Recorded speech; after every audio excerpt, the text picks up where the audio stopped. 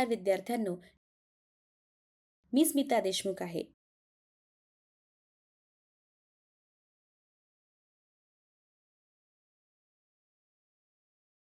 मला आशा आहे की तुम्ही चांगले करत आहात. भारत छोडो आंदोलन आणि सुभाषचंद्र बोस यांनी स्थापन केलेल्या INA बद्दल गेल्या सत्रात आपण आधीच शिकलो आहोत.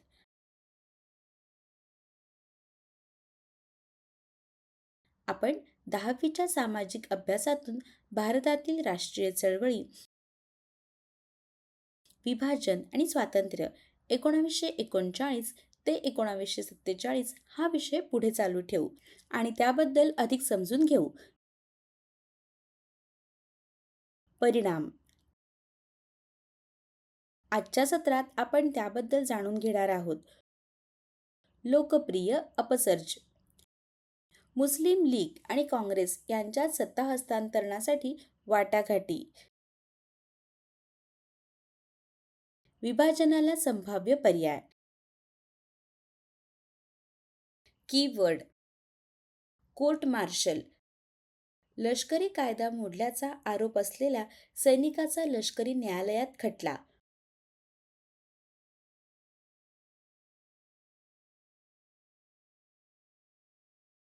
उठाव.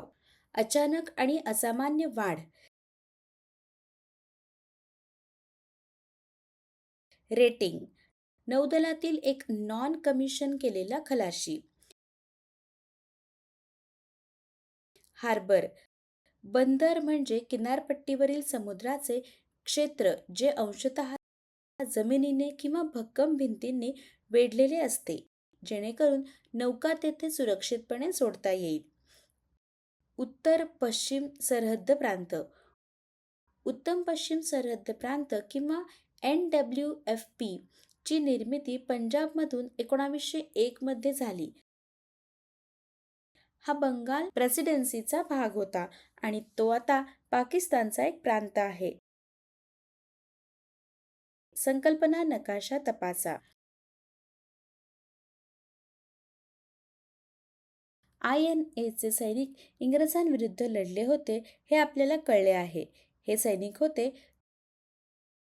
तुरुंगात टाकले आणि इंग्रजांनी त्यांना शिक्षा करण्याचा निर्णय घेतला.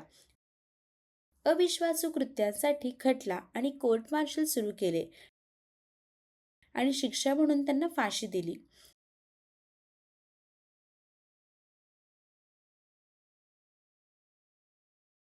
भारतात INA चाचण्यांदरम्यान अंशतः आणि असंतोष होता.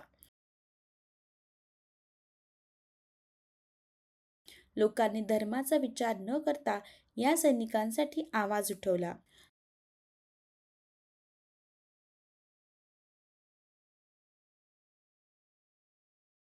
INA चे बरेच सैनिक मुस्लिम असले तरी लोकांच्या संतापाने आणि सहानुभूतीने सैनिकांच्या धर्माचा विचार केला नाही.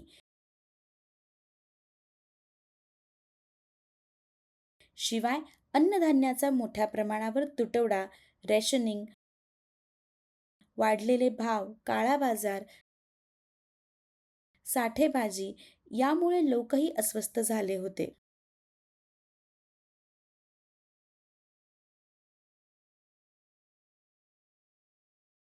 कमी वेतनाबद्दल कामगारांमध्ये नाराजी होती.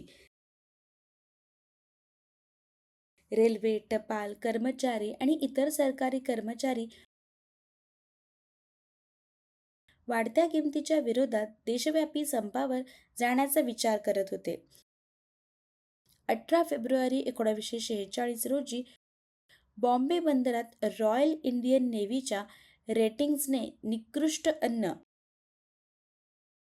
आणि ब्रिटिश अधिकाऱ्यांच्या त्यांच्याशी केलेल्या वागणुकीच्या निषेधार्थ उपोषण केले.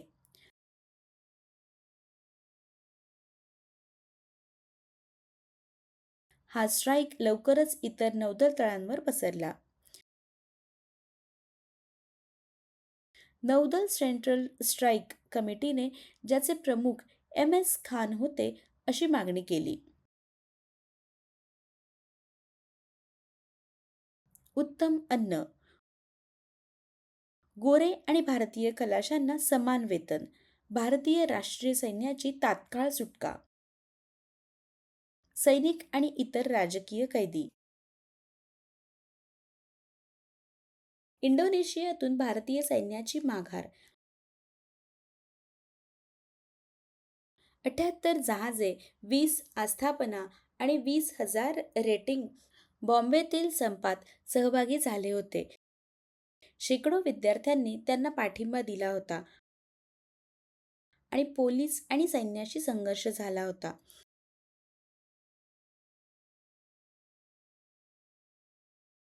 त्याशिवाय 1946 मध्ये मुंबईतील 3 लाख गिरणी कामगारांनी पोलीस आणि लष्कराशी हिंसक लढा दिला. 1 वर्ष संपले आणि संपूर्ण भारतातील कारखाने आणि गिरण्यांमध्ये काम थांबले. देशाच्या विविध भागात शेतकऱ्यांनी आंदोलनेही सुरू केली. बंगालमधील तेभागा आंदोलन प्रांतीय किसान सभेच्या नेतृत्वाखाली लहान गरीब शेतकऱ्यांचे आंदोलन होते, जे शेवटी मंजूर झालेल्या कापणीचा वाटा वाढवण्याच्या मागणीसाठी होते.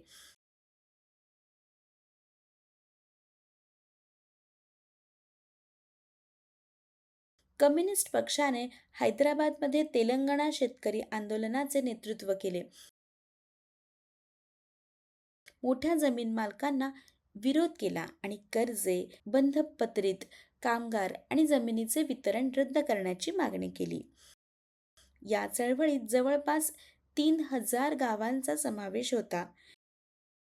त्याचवेळी त्रावणकोर, केरळ येथे पुन्नाप्रा वायलार येथे दुसरे सशस्त्र बंड होत होते.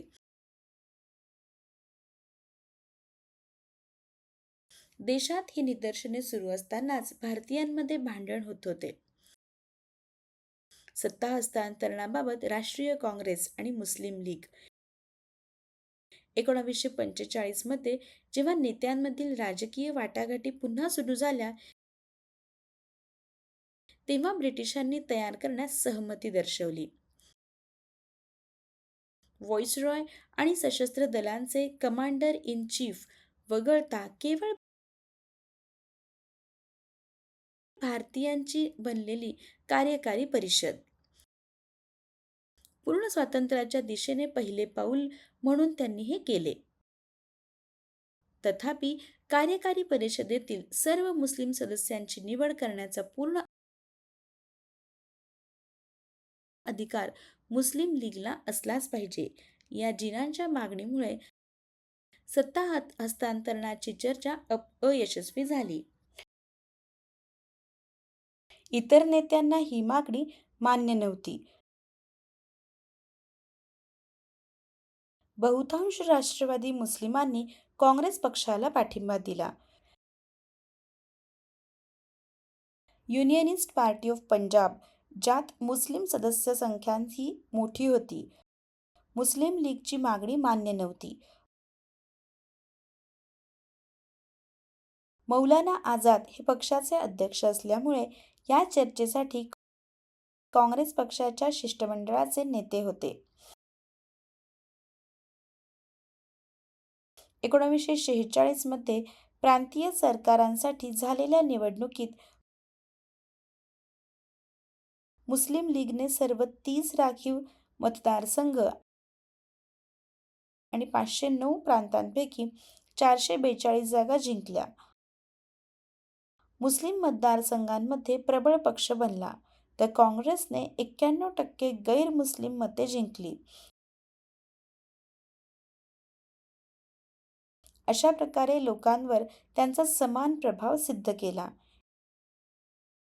1946 मध्ये ब्रिटिश मंत्रिमंडळाने लीगच्या मागण्यांचे परीक्षण करण्यासाठी आणि भारतीय स्वातंत्र्यासाठी एक राजकीय फ्रेमवर्क प्रस्थापित करण्यासाठी 3 सदस्यीय मिशन टीम दिल्लीला पाठवली.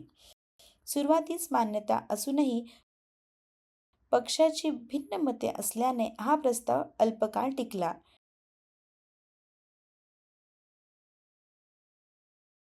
शेवटी लीग किंवा काँग्रेस दोघांनीही कॅबिनेट मिशनच्या प्रस्तावाला सहमती दर्शवली नाही.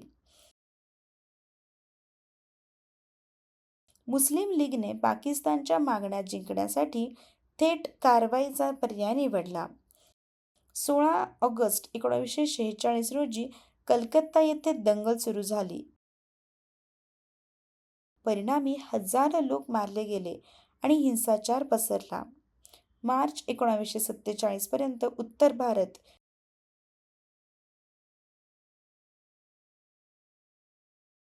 व्यापक हिंसाचारामुळे काँग्रेसने मुस्लिम लीगच्या मागण्या मान्य केल्या आणि मार्च 1947 मध्ये पंजाबचे 2 भाग केले.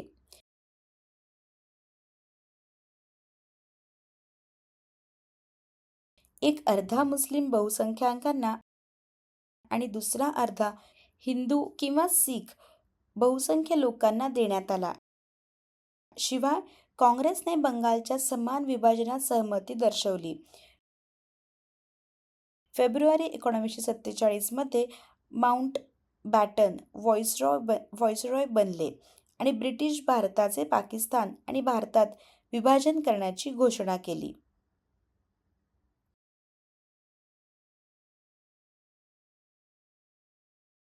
पंजाब, NWFP, सिंध, बलुचिस्तान आणि पूर्व बंगाल या मुस्लिम बहुल भागांचा भाग असेल.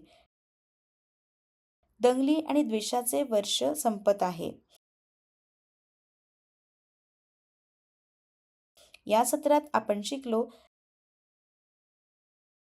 स्वातंत्र्याच्या वेळी लोकप्रिय उठाव, मुस्लिम लीग आणि काँग्रेस यांच्यात सत्ता हस्तांतरणासाठी वाटाघाटी, विभाजनाचा संभाव्य पर्याय.